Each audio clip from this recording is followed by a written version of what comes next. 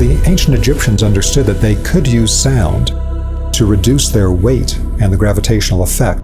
Through archaeoacoustic research, we are now close being able to duplicate those megalithic temples. Sound in combination with technology would produce gravitational effects.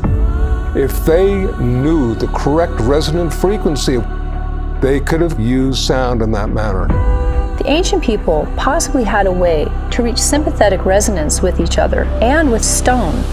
We are in constant communication with this field. When we create coherence, sound will create geometric patterns that you find in nature.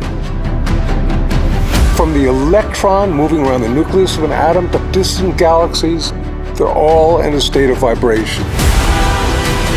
Free energy technologies are encoded within those megalithic temples.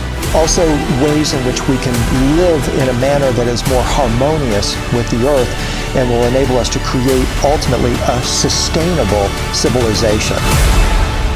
That's our quest and that's our goal.